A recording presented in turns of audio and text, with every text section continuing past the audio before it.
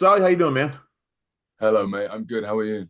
Good, good. I'm happy to talk with you for a few minutes about The Dead Don't Hurt. I appreciate it. Of course, man. Yeah, no worries. Yeah, so let's talk about Weston. He's probably the closest thing to a villain that this movie's got. But we're Yeah, also talking about a lawless land, a lawless time. What's your perspective of Weston Jeffries as the character? yeah. I mean, he's very much a product, of the time of his upbringing. His father Alfred as well, played by Garret Dillahunt. You can see in the scenes where they're together, the tension there, and what kind of, that kind of brutal, hyper masculine, incredibly toxic situation he's been brought up in. No mother present and stuff. So he's got this weird kind of affiliation to women as well, and which is why he maybe latches onto Vivienne as a character. Yeah. So he's definitely got some issues that he needs some strong therapy for sure. You got Yeah. the accent nailed down though, man, because I was not actually expecting to hear the accent just Yeah, now. the I was English. You like, know what? Thank you, man. I'm glad you think so. It's always a worry. You never know if people are gonna, especially like Americans, are gonna hear it and go, "Yeah, he's not real." So I appreciate that. Well, that's one of the things about the movie, though. It is a Mm, movie told from perspective of people who are outside of the country, who are yeah. outside of the Western is very much an American genre, but it is told by the perspective from the perspective of characters that are from outside of the country. What's your appreciation for the genre, or are you a fan of the Western genre yourself? Yeah, I mean, I'll be completely honest. I was never. I mean, there was when I was growing up, the westerns had kind of stopped being made, Hmm. uh, as they were, like the from the 50s all the way up to like the 70s. Like that was like the golden era for Hollywood, really, for western. Sorry. Um, so for me, it wasn't something that I knew loads about. I always played kind of cowboys and Indians when I was a kid and stuff like that. But growing up and coming into acting and starting to watch films, westerns weren't things that I was watching.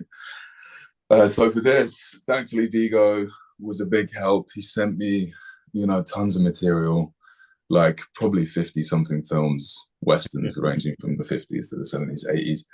And he had clearly watched all of them. He'd given me little notes on them and stuff. And I was like, okay, this guy's done his research. So I did watch a few of my favorite. I loved Red River, Bad Company, Oxbow Incident, all of these kind of westerns that were like still very classic, but had slight alterations to that Yeah. genre that kind of subverted some stuff in those films, like this one does as well. So it was interesting to become a part of the world through them. What was it like working with Vigo? This is his first attempt at directing a Western film, maybe the Yeah, biggest film that he's directed. What was it like working with him on this film? it was amazing. I mean, I've been a fan of Vigo since I was, too young to remember. I remember watching the first Lord of the Rings films and just being in awe. And finding out I was working with him already was kind of enough. I was like, cool, no matter how it goes, this is going to be an insane experience.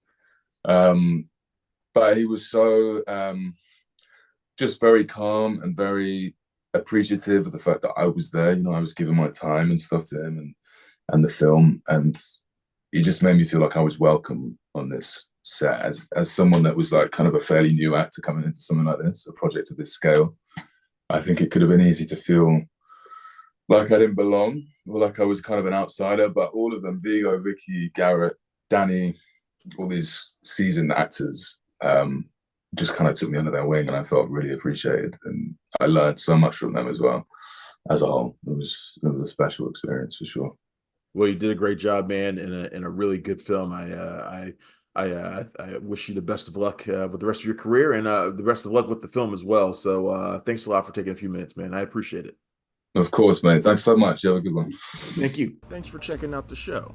If you like what we're laying down, please subscribe to our channel and click the bell to receive notifications for all of our latest stuff.